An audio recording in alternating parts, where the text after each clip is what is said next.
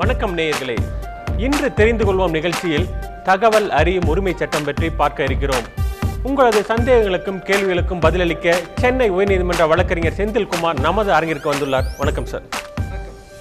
உங்களது கேள்விகளை கேட்க வேண்டிய தொலைபேசி எண்கள் 0443042777, மற்றொரு எண் 044306329994.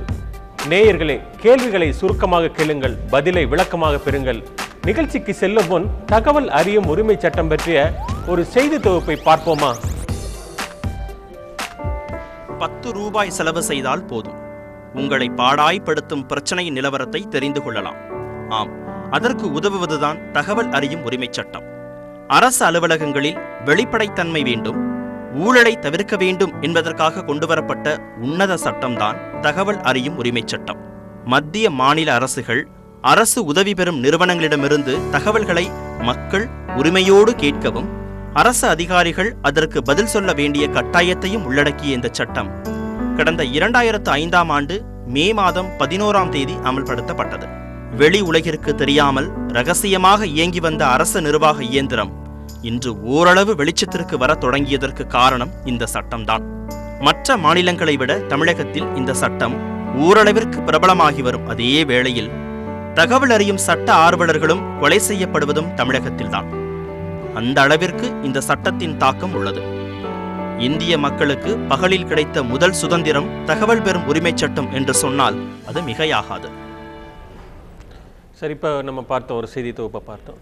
பொதுவாக இதற்கு முன்பு பார்த்தீங்கன்னா, இந்த சட்டம் வருவதற்கு முன்பு அஃபீஷியல் சீக்ரெட் ஆக்ட்னு ஒரு சட்டம் இருந்தது. அதாவது அலுவலக ரகசிய காப்பு சட்டம் அப்படின்னு சொல்லுவாங்க.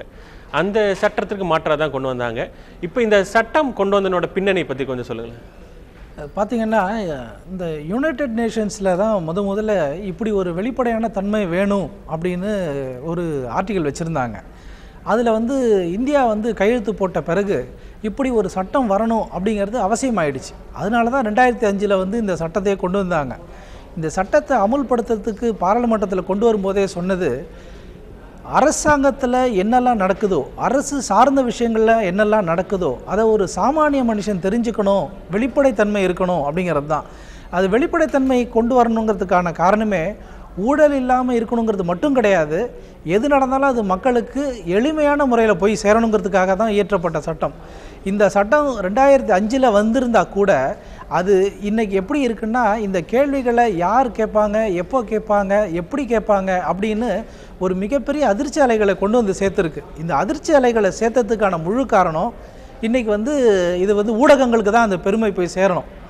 ஏன்னா எப்படிப்பட்ட தகவல்கள் சேர்ந்தாலும் எடுத்தாலும் பெற்றாலும் அதை கொண்டு போய் மக்களுக்கு, வெகுஜன மக்களுக்கு இப்படி கேட்கலாம், இப்படி கேட்டால் இதுக்கு இப்படி பலன்கள்லாம் கிடைக்குது அப்படிங்கிறது தகவலை கொண்டு போய் கொடுத்ததே ஊடகங்கள் தான். இந்த தகவல் உரிமை சட்டத்தை இவ்வளவு பிரபலமாக இருக்கு அப்படின்னு சொன்னால் இதோட ஊடகங்களோட பங்கு ரொம்ப பெருசானது. பொதுவாக இந்த சட்டத்தில் விதிவிலக்கு பெற்ற துறைகள், அதாவது எக்ஸம்ஷன் அப்படின்னு சொல்லுவாங்க, இந்தந்த துறைகள் நாம் கேட்கக்கூடாது அப்படின்னு ஏதாவது இருக்கா? என்ன துறைகள் என்னென்ன? இப்போ பார்த்தீங்கன்னா, இப்போது இராணுவ ரகசியங்கள் இருக்குது, இராணுவ ரகசியங்கள் கேட்கக்கூடாது. இப்போது பாராளுமன்றத்தில், சட்டமன்றத்தில் அவங்களுக்குன்னு சில உரிமைகள் இருக்குது, அந்த ப்ரிவிலேஜஸ் அதை பாதிக்கிற மாதிரி நம்ம கேட்கக்கூடாது. புலன் விசாரணையில் இருக்கக்கூடிய எந்த விஷயமும், இப்போ போலீஸ் ஒரு வழக்கை விசாரணை பண்ணிக்கிட்டு இருப்பாங்க, அதோடைய தகவல்களை சொல்லுங்கள் அப்படின்னு நம்ம கேட்க முடியாது. அதே மாதிரி இப்போது ஃபைனான்ஸ் பில் தாக்கல் பண்ணுறாங்க கவர்மெண்ட்டில், அதை நீங்கள் கேட்க முடியாது. பில் ப்ரிப்பேர் பண்ணுறாங்க, டிராஃப்ட் பில் ப்ரிப்பேர் பண்ணுறாங்க, அது நீங்கள் கேட்க முடியாது. அதே மாதிரி ஒரு வர்த்தகத்தில் இருக்கக்கூடிய ரகசியங்கள், வர்த்தகத்தில் இருக்கக்கூடிய வியாபார நுணுக்கங்கள், இதெல்லாம் கேட்க முடியாது. இப்படியான விதிவிலக்குகளில் நிறைய கொடுத்துருக்காங்க. இதுக்கான காரணம் என்னென்னா, வெளிப்படைத்தன்மை இருக்க வேண்டியது தான். ஆனால் அது ஒரு நிர்வாகத்தை சீர்குலைக்கக்கூடிய விஷயங்களாகவோ, இல்லை அதனால் வெகுஜன மக்களுக்கோ, இல்லை அந்த துறையே பாழ்படுத்தக்கூடிய ஒரு விஷயமாக இருந்ததுன்னா கொடுக்கக்கூடாது. இப்போ பார்த்திங்கன்னா, முழு விலக்கு இப்போது நம்மளோட விஞ்ஞான வளர்ச்சி இருக்குது. இப்போ இஸ்ரோவில் இருக்கிற தகவல்களை யார் வேணாலும் கேட்கலான்னு வாங்கி, வெளிநாட்டில் இருக்கவங்க கூட இந்த தகவலை வாங்கி அவங்க இதை பயனடைஞ்சிருவாங்க. ஆக இதுக்கு இந்த சயின்டிஃபிக் டெவலப்மெண்ட்ஸ், சயின்டிஃபிக் க்ரோத், குறிப்பாக இஸ்ரோக்கெல்லாம் நம்ம கேள்வி கேட்க முடியாது. இப்படியான விதிவிலக்குகள் சில துறை இந்த இதுக்கு கொடுத்துருக்காங்க. பொதுவாக இப்போ பார்த்தீங்கன்னா அந்த தனிநபர், அதாவது ஒரு மூன்றாவது நபர்னு கூட சொல்லலாம், ஒரு அரசு ஊழியர் பற்றி, அவர்களை பற்றி வேறொருவர், நம்ம பாதிக்கப்பட்டவர் கிடையாது, வேறொரு நபர் கேட்க முடியுமா? ரொம்ப நல்ல கேள்வி. இப்போ பொதுவாக இந்த தகவல் உரிமை சட்டம் சொல்வதற்கு முன்னாடி தர்மபுரியிலேருந்து ஒரு ஆறுமுகம் அப்படிங்கிற நேர் காத்திருக்கார். மிஸ்டர் ஆறுமுகம், உங்களுக்கு இந்த தகவல் அறியும் உரிமை சட்டத்தில் என்ன சந்தேகம்? கேளுங்க சார். நான் கேட்கலாம் சார். கேளுங்க, சொல்லுங்க சொல்லுங்க, உங்க கேள்விகளை கேளுங்க. சார், நான் வந்து தருமபுரி சுகர் மில் வேலை செய்யறேன் சார். வந்து எனக்கு பிஎஃப் கனெக்ஷன், பிஎஃப் கான்ட்ரிபியூஷன் வந்து வந்தது. அது பிஎஃப்ல வந்து இன்சூரன்ஸ் காசு வந்து எனக்கு சேர்த்துல பிஎஃப்ல இன்சூர் பண்ணியிருந்தாங்க. அந்த கான்ட்ரிபியூஷன் வந்து எனக்கு சேரல. அதுக்கு வந்து நான் தகவல் சட்டத்தில் கேட்டிருந்தேன். அது கேட்கும் போது அவங்க என்ன சொல்லிட்டாங்கன்னா வந்து கோட் ஸ்டாம்ப் ஓட்டணும் அப்படின்னு சொல்லிட்டு எனக்கு கேள்விப்பட்டு ஓட்டினேன். அதுக்கு வந்து அவங்க ரிப்ளை என்ன பண்ணிட்டாங்கன்னா கோட் ஸ்டாம்ப் ஓட்டக்கூடாது, போஸ்ட் ஆஃபீஸ் அனுப்பணும்னு சொல்லிட்டாங்க. அது எப்படி டீல் பண்றது தெரியல சார். இதற்கு வந்து இப்போ வந்து என்ன ஒட்டணும், அதாவது 10 ரூபாய் கட்டணம், அதற்கு 3 வகையாக பிரிச்சிருக்காங்க. போஸ்டல் ஆர்டர், நீதிமன்ற வில்லை அப்படின்னு சொல்லியிருக்காங்க. ஒரு சில இடங்களில் பார்த்தீங்கன்னா நீங்கள் நீதிமன்ற வில்லை ஒட்டக்கூடாது, போஸ்டல் ஆர்டர் தான் எடுக்கணுங்கிறமாங்க. அது என்ன அந்த வேறுபாடு? அப்படியெல்லாம் ஒரு வேறுபாடுமே கிடையாது. சட்டத்தில் சொல்லியிருக்காங்க போஸ்டல் ஆர்டர் கொடுக்கணும், டிமாண்ட் டிராஃப்ட் கொடுக்கணும், இல்லைனா நீதிமன்ற கட்டணம் கொடுக்கணுங்கிறது. அது கேள்வி கேட்கறதுக்கான ஒரு தொகை. நீங்கள் ஒரு கேள்வி கேட்குற மனுவில் வந்து 1000 கேள்விகள் கூட கேட்கலாம். அந்த 1000 கேள்விகளுக்கும் அவங்க பதில் சொல்ல கடமைப்பட்டிருக்காங்க. அதுக்கு நீங்கள் எவ்வளோ, அந்த தொகை வந்து நீங்கள் கட்ட வேண்டிய தொகை 10 ரூபா தான். இதுக்கு இப்படி இந்த காரணத்தை சொல்லி அவங்க வந்து நாங்கள் உங்களுக்கு பதில் சொல்ல மாட்டோம்னு சொன்னாங்கன்னாலே நீங்கள் மேல்முறையீடு பண்ணலாம். இந்த சட்டத்திலேயே அதுக்கு உண்டான வழி இருக்குது. மேல்முறையீடு பண்ணுறதுக்கு 30 நாள் அவகாசம் கொடுத்துருக்காங்க. அந்த 30 நாளுக்குள்ளே இந்த கேள்விக்கான பதிலை சொல்கிறதுக்கு பதிலாக இப்படி ஒரு காரணம் சொல்லியிருக்காங்க, இந்த காரணமே தப்பானது அப்படின்னு நீங்கள் மேல்முறையீடு சொன்னீங்கன்னா அந்த மேல்முறையீடிலே உங்களுக்கு வந்து பதில் கிடச்சிரும். அப்படி நீங்கள் மேல்முறையீடு பண்ணுறதுக்கு நீங்கள் தனியாக இன்னொரு முறை பணமும் கட்ட தேவை கிடையாது. நீங்கள் ஒரு முறை 10 ரூபா கட்டினீங்கனாலே அது வந்து அந்த வழக்கு முடிகிற வரைக்கும் அந்த பணம் கட்டினது போதுமானது. இப்போ கடலூர்லேருந்து ரவிங்கிற நேர்காத்துக்கார். மிஸ்டர் ரவி, உங்களுக்கு இந்த தகவல் பெறும் உரிமை சட்டத்தில் என்ன சந்தேகம்? வழக்கறிஞர் செந்தில்குமார் உங்களுக்காக பதிலளிக்க காத்திருக்கார், கேளுங்க. இப்போ வந்து சார் கேட்கலாங்களா? கேளுங்க கேளுங்க. இப்போ கடலூர்ல தானே புயல், கடலூர் மாவட்டத்தில் கடந்த தானே புயலில் வந்து நிவாரணம் நிறைய பேர் கொடுத்தாங்க சார்.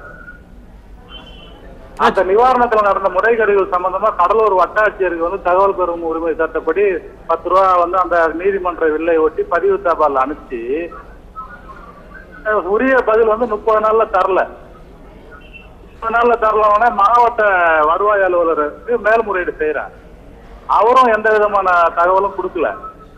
அதன் பிறகு மாநில தகவல் ஆணையத்துக்கு நாங்க மேல்முறையீடு பண்றோம். அவங்க அந்த மேல்முறையீடு பண்ணும்போது 125 நாள் ஆயிடுச்சுன்னு வச்சுங்களேன். அந்த 125 நாள் கழிச்சு மாநில தகவல் ஆணையத்துல இருந்து ஒரு தபால் அனுப்புறாங்க. ரவிக்கு வந்து இந்த தகவலை கொடுத்து எங்களுக்கு ஆணையத்துக்கு தகவலை தெரியுங்கன்னு சொல்றாங்களே ஒழிய 125 நாள் கழிச்சு அந்த தகவல் வந்து எனக்கு வந்து கொடுக்க சொல்றது எந்த விதமான விசாரணையும் இல்லாம, யாரையுமே விசாரிக்காம, ஏன் இவ்வளவு டிலே பண்ணின்னு கேட்காம, ரெண்டாவது அந்த புயல் போன்ற இயற்கை பேரிடர் நிகழ்கின்ற காலங்கள்ல 30 நாள் வரைக்கும் வெயிட் பண்ணாம முன்கூட்டியே கூட அவங்க தகவலை கொடுத்துருக்கலாம். அந்த மாநில தகவல் ஆணையத்துல இருந்து அந்த வட்டாட்சியர் கடிதம் வந்த பிறகு வட்டாட்சியர் என்ன பண்றாரு, நான் வந்து ஒரு மனுவை வந்து எனக்கு வந்து சேர்ந்த உடனே 22வது நாள்லயே இந்த தகவலை பெற்று செல்லுமாறு ஒரு கடிதம் அனுப்பிவிட்டேன், இவர் வந்து பெற்று செல்லவில்லைன்னு ஒரு தகவல் கொடுக்குறாரு. எனக்கு அப்படி ஒரு தகவல் கடிதமே வரல. நான் கேட்டது தகவல் தானே ஒழிய கடிதம் இல்லை. இதற்கு என்ன இவர், அதாவது இவரோட கேள்வி என்னன்னா, அதாவது இந்த டிலே 125 நாள் மேல்முறையீடு செய்து 125 நாள் ஆகிறது அப்படின்னு சொல்றாரு. இதற்கு என்ன பதில் சொல்லுங்க? அதாவது பார்த்தீங்கன்னா இந்த ஒரு கேள்வி கேட்ட உடனே அவங்களுக்கு அந்த கேள்விக்கு உண்டான நகல் போய் சேர்ந்துருச்சுன்னா அதுலேருந்து ஒரு 30 நாளுக்குள்ளே அவங்க பதில் சொல்லியே ஆகணும். 30 நாள் பதில் சொல்லலைன்னா இந்த நேர் கேட்குற மாதிரி மேல்முறையீடு பண்ணிங்கன்னா அதுக்கு ஒரு 30 நாள். அந்த 30 நாளுக்கு அப்புறமும் வரல அப்படின்னா மாநிலத்தில் இருக்கிற ஸ்டேட் கமிஷனில் போய் அவங்க வந்து மனு போடலாம். அப்படி மனு போட்டால் அவங்க வந்து சம்மந்தப்பட்ட துறைக்கு கொடுத்துருவாங்க. பதில் கொடுக்கலன்னு சொன்னால் ஒவ்வொரு நாளைக்கும் 250 ரூபாய் பெனால்ட்டி போடுவாங்க. அந்த பெனால்ட்டியை யார் கொடுக்கணுன்னா சம்மந்தப்பட்ட அந்த ஊழியர் தான் கொடுக்கணும், அவருடைய சொந்த பணத்திலேருந்து கொடுக்கணும். ஆகவே 22 நாளில் நான் பதில் கொடுத்துருக்கேன் அப்படின்னு சொன்ன அந்த தகவலை நீங்கள் திருப்பியும் நீங்கள் வந்து ஸ்டேட் கமிஷனில் போய் நீங்கள் சொன்னீங்கன்னாலே உங்களுக்கு அந்த பதிலும் கிடைக்கும், அந்த பெனால்ட்டியுமே உங்களுக்கு கிடைக்கும். நீங்கள் செய்ய வேண்டியது எல்லாமே திருப்பி அந்த ஸ்டேட் கமிஷனுக்கு நீங்கள் சொல்ல வேண்டியது தான். இப்போ குளத்தூர்லேருந்து முருகன் அப்படிங்கிற நேயர் காத்திருக்கார். மிஸ்டர் முருகன், உங்களுக்கு என்ன இந்த தகவல் பெறும் உரிமை சட்டத்தில் சந்தேகம்? வழக்கறிஞர் செந்தில்குமாரோட நீங்கள் தாராளமாக கேட்கலாம். வணக்கம் சார். வணக்கம். நான் முருகன் பேசுறேன், குளத்தூர்ல இருந்து.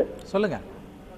ரொம்ப தேவையான ப்ரோக்ராம் சார் இது. நீங்க எடுத்துக்கிற டாபிக் இதுல வந்து மத்திய அரசு மாநில அரசு சார்ந்த நிறுவனங்கள் சம்பந்தமா கேட்கலாம்னு சொல்றீங்க தகவல் அறிவு உரிமை சட்டத்துல. இதுல வந்து பிரைவேட் கம்பெனிஸ் கவர் பண்றது வாய்ப்பு இருக்கா சார்? அதாவது இவரோட கேள்வி தனியார் நிறுவனங்களை பற்றி இந்த தகவல் அறியும் உரிமை சட்டத்தில் ஏதாவது கேட்டு தகவல் பெற முடியுமான்னு கேட்குறாரு. அதை பற்றி ஏன் விளக்கு அளித்தார்கள், ஏன் அதை இன்க்ளூட் பண்ண முடியல, அது கொஞ்சம் விளக்கு. இல்லை, இந்த சட்டம் இயற்றினதே வந்து அரசு நிர்வாகத்தில் வெளிப்படைத்தன்மையும் ஊழலற்ற தன்மையும் இருக்கணும் அப்படிங்கிறதுக்காகத்தானே தவிர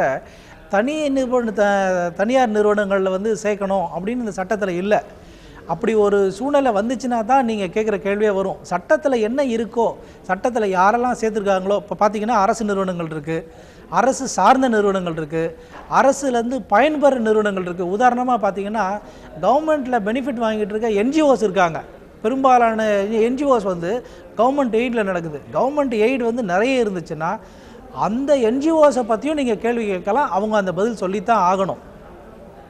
இப்போ ஈரோட்லேருந்து விக்னேஷ்ங்கிற நேயர் காத்திருக்கார். மிஸ்டர் விக்னேஷ், உங்களுக்கு என்ன இந்த தகவல் பெறும் உரிமை சட்டத்தில் சந்தேகம்? வணக்கம் சார். மதியம் வணக்கம் சார். வணக்கம், சொல்லுங்க சார். வந்து ட்ரஸ்ட் ஒன்று ஆரம்பிக்கலாம்னு சொல்லி டீடுக்காக கேட்டிருந்தாங்க சார். எங்க போய் ரெஸ்பான்ஸ் இல்லை. பாத்தீங்கன்னா வந்து தகவல் உரிமை சட்டத்துல போடணும் அப்படின்னா அது என்ன பண்ணணுங்க சார்? எங்க கொண்டு எது மூலியமா போடணும் சார்? ட்ரஸ்ட்டு டீடு வந்து ஒரு தனிப்பட்ட விஷயம். அதை நீங்கள் உரிமை தான், நீங்கள் தகவல் தான் நீங்கள் கேட்க முடியும். உதாரணத்துக்கு இப்போ அரசாங்கம் வந்து ஒரு ட்ரஸ்ட் வச்சுருக்காங்கன்னு வச்சுக்கோங்க. அந்த ட்ரஸ்ட்டோடைய நோக்கம் என்ன, அதோட செயல்பாடுகள் என்ன, அதோட வரவு செலவு என்னன்னு நீங்கள் கேட்கலாம். எனக்கு ஒரு ட்ரஸ்ட் டீடு காப்பி கொடுங்கன்னோ ஒரு மாடல் கொடுங்கன்னோ நீங்கள் கேட்க முடியாது. இதோட சட்டத்தோடைய நோக்கமே வெளிப்படைத்தன்மையை கொண்டு வரணுங்கிறதான். அவங்க எப்படி இயங்குறாங்க, எப்படி செயல்படுறாங்க, அவங்களோட வருமானங்களை எப்படி பெறுறாங்க, அந்த வந்த வருமானத்தை எப்படி செலவு பண்ணுறாங்க, இதுக்கு உண்டான தகவல்களை தானே நீங்கள் கேட்கலாமே தவிர அவங்கக்கிட்ட நீங்கள் முதல்ல ஒப்பீனியன் கேட்க முடியாது, மாடல் கேட்க முடியாது. ஆகவே இது நீங்கள் ஒரு தனிப்பட்ட முறையில் நீங்கள் வந்து அந்த துறை சார்ந்தவங்களையோ இல்லை ஒரு வழக்கறிஞரையோ நீங்கள் பார்த்து கேட்டிங்கன்னா அவங்க தான் இதுக்கு உங்களுக்கு உதவி பண்ண முடியும். நேயர்களே, தகவல் பெறும் உரிமையை பற்றி சந்தேகங்களுக்கும் கேள்விகளுக்கும் வழக்கறிஞர் செந்தில்குமார் பதிலளித்துக் கொண்டிருக்கிறார். தமிழகத்தில் தகவல் பெறும் உரிமை சட்டத்தின் பயன்பாடு எந்த அளவிற்கு உள்ளது என்பது பற்றி சிறிய விளம்பர இடைவெளிக்கு பின் பார்ப்போம்.